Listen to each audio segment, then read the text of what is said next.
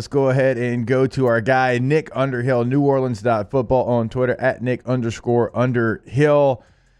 Yeah, Nick, man, I thought we were going to have just a great juice to this interview this morning. I thought the Saints were going to find a way to win. I'm looking at the win probability here that you had on your Twitter last night.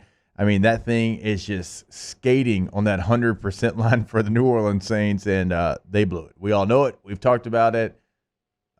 Very, very deflating loss for the New Orleans Saints.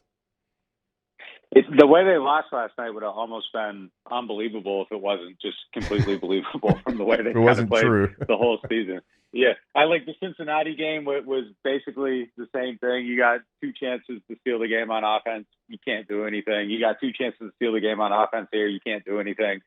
They just keep finding new ways to lose, and I don't even know how to explain it. I don't know how you don't come out of this game with a win. I mean, just some of the decisions they made down the stretch. You know, obviously earlier in the game they had opportunities to add more points. Jarvis dropping that pass before halftime turned 7 points into 3. Allante dropping a third down pass. They would have at the very least gotten a field goal there, but you know, they're still in position to win that game down the stretch. And I think they honestly had some coaching stuff that just didn't work. Like, it didn't go their way. And some of the decisions are just, it's a little bit hard to understand. Like the second down play where Dalton takes that sack. I mean, you look at just the personnel on the field. You got one wide receiver out there, and that one wide receiver is Kirk Merritt. He got called up from the practice squad before this game. Like, why? Yeah. I don't know. Like, if you're going to take a play where there's a coverage sack, like I at least want to make sure that Chris Olave is maybe the guy that's covered. You can't get the ball out. Like, they're trying to go to Taysom there, but at least have somebody that you know can get open on that play, and not a guy that you have no idea if he can even catch a pass in an NFL game. That was real weird to me. There's just a handful of things, man, and it just kind of feels like they're trying to be successful, and they're like, no. This isn't what we're about. We got to find a way to lose, and it's just happening way too often. Yeah, I mean, sadly, that's the facts. And you mentioned it, and we've talked about it. I mean, 5-6 plays in that game that lost you that game, and bad teams find a way to lose games. The Mark Ingram, though, that one's hard for me to swallow. Just being a former running back, and Mark Ingram, I said it, look, better running back than I ever thought about being. He's done it for so long. That was shocking to see him go out of bounds there for a couple of reasons. And there might have been an injury there, but still, like, I just still can't find a way to make that okay. You have Tom Brady on the other sideline. He literally is about to set the record for most fourth quarter comebacks in a game in this game. So you know who's on the other sideline, the greatest of all time. So you want to churn some clock, get a new set of downs to continue to bleed the clock. And also, you can see the sticks, Nick. They're literally right there in front of you. Devin White was giving you the first down. He was going to try to tackle you after you picked up the first down. It was right. All you had to do was fall forward. You fall in bounds. You don't even have to keep running if you were hurt. And I think you win the game. That, to me, was the play of the game that lost you the game. And there's others. I understand that. But with a veteran player, as many carries, as many times as he's been on the field in an NFL game, that, to me, was the most shocking play of the night. Absolutely brutal. I mean, it's the details all season long, little details, and things aren't on point. I mean, that's one of them. Not going for that. I mean, even if he just had the ball, and you can't be carrying the ball in the left hand and have it exposed to the defensive player, but like, that's how close he was. I think if he had the ball in his other hand and went out at the same exact spot, it would have been a first down because the ball would have broke it. The one thing I would say there is that 8:29 of the fourth quarter, he gets hurt. They know he's hurt. He's had a knee injury. He's missed the last 3 games. He hurts the knee with 8:29. 2 minutes later, he's back in there playing. And I don't know, maybe he shouldn't have been in the game. Maybe he should have known that there was an injury. Probably that's on Mark at some extent too. Hey, are you good to go back in? Yeah, I'm good. You put him back in the game. I mean, it's no excuse there. He's got to get that. I just don't like pointing at the players here because I kind of feel like it takes the blame off of, the coaching to some degree. And if it goes on Mark, then it kind of feels like some of this other stuff they were doing. Like the play right after that. I mean, I think that's kind of on Dalton. You watch the play. It's 3rd and 1. Season's on the line. Their 2 options, though, are Adam Prentice in the flat. And that play worked. If you watch the play, he's actually going to be open. And, there's the argument of do you criticize things, whether it's executed or not. I tend to like to look at things as the decision's made, and whether it works or doesn't is kind of secondary to that. I think if your plan there on 3rd down is go to the flat to Adam Prentice, or you hit a backside slant to Marquez Callaway, who's been inactive 2 of the last 3 games, has played 11 snaps in the game to that point. His last catch was against the Rams. Season's on the line. Those are your 2 options. Like, they couldn't, run the ball with Taysom there. You can't, get one of your good receivers on the field. Their plan this whole game was, we're going to put our burners out there because Tampa's got injuries in the secondary and they can't run with our 2 wide receivers who got 4.3 speed, Olave and Shaheed. And, maybe go back to that. Well, that's worked throughout the game. I don't know. I mean, it just kind of feels like in some of these situations that they're making some decisions. But you're 100% right. I mean, Ingram's been in the league for far too long that he needs to know and have the experience and the wisdom to not allow, that play to not end in a first down. They get it there, like you said, they win the game, and all this other stuff isn't happening. Sky isn't falling. We're talking about, can the Bucs lose to San Fran and Cincinnati the next 2 weeks and the Saints back in this? But that shouldn't be the story of the Saints season, though. Like, in a way, like, things got brought to a head here, and like I kind of think that some of the stuff is good to come to a head. It makes you face some of the things that are going on and maybe look for answers and solutions. And I think that's kind of what this team needs right now. Yeah, and you're right about the coaching decisions. There's not a rhyme or a reason for some of the things, most of the things it feels like they're doing right now, and that's certainly going to be a conversation as we continue to finish out this season and in the off season. I mean, I know we ask you this every week, but like, what do you think? Like, is there a situation, Nick, where if they watch this team who now is basically out of the playoffs and they see them quit? And I don't think that, because this locker room, I think, has too many veteran players that care too much. I don't see that happening. But I'm asking that question, if they do see that, if they see signs of it just being mailed in for the last couple of weeks of the season, would that drive them enough to make some tough choices in the offseason? I think it's interesting because up to this point, you can sell hope. You can sell the playoffs. You can sell, keep fighting. Everything's ahead of us. We can reach our goals, all this stuff. Like, that's gone now. I mean, they haven't been mathematically eliminated, but practically you can't walk in that locker room and incredibly say, hey, like, let's keep going. We can figure this thing out. You can't figure it out. The players know that. Everybody knows it. So I think now it's just down to that pure desire. Do we want to keep showing up for these people? Or do we believe in these coaches? Is this the path forward? Am I happy being part of this? Do I want to be part of this? Like, I think there's a lot of things that people gotta ask themselves, and I think we're going to see the real stuff now. Like, kind of really, if there is a buy-in and everything like that, and if there isn't, I think that's when those conversations start. Like, if you see the team start showing up with horrible effort, I thought the whole season they played hard. The Pittsburgh game aside, I think the Pittsburgh game, it was kind of like a weird down through. Carolina week 3 was another weird game, but they weren't in this situation yet, so I pushed that one aside. But they've come out playing really hard the last few weeks. San Fran, I thought they played really hard despite the result. This one, obviously, they were playing hard.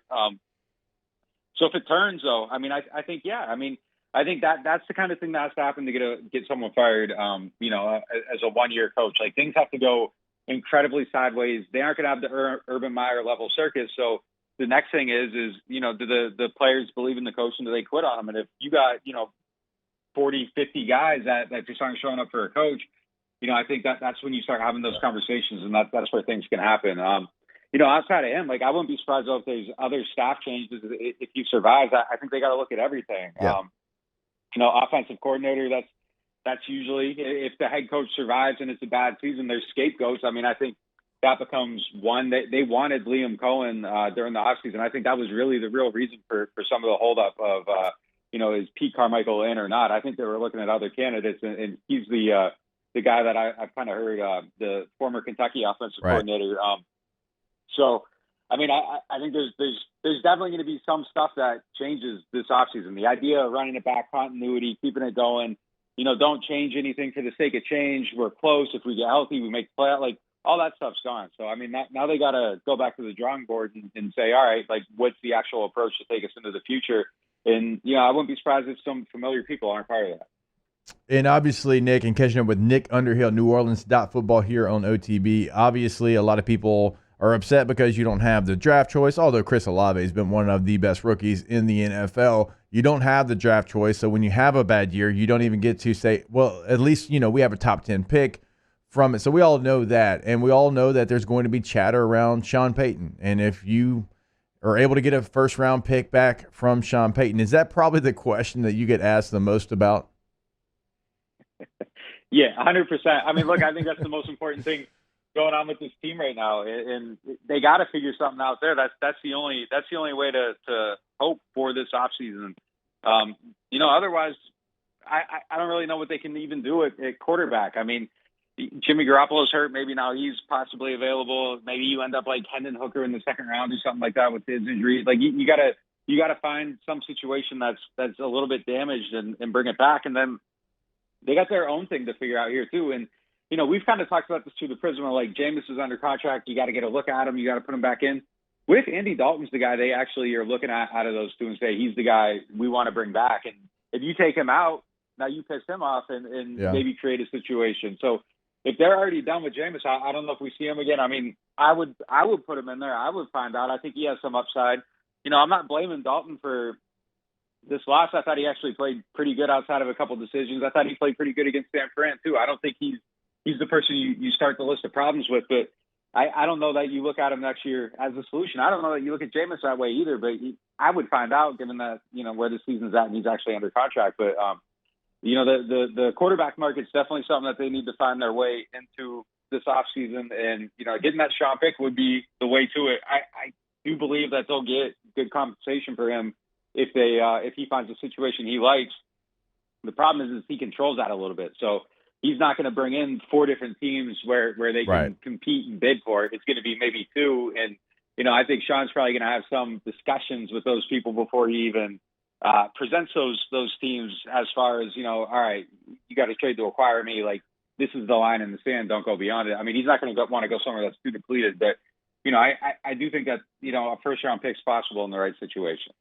Yeah, and we've heard the teams, and obviously I'm paying attention to this, being a Chargers guy, and the Chargers have been thrown out there, and I'll make the phone call happen. Like, do I need to get these two sides together to make it happen? Because I can see, look, Sean Payton and Justin Herbert together, I can be okay with that, and I can be okay with the Saints getting a draft choice. It's like a win-win for me, Nick. I mean, do we set the meeting point? Do I need to make sure both people there involved are at the meeting? I'll do whatever I got to do here.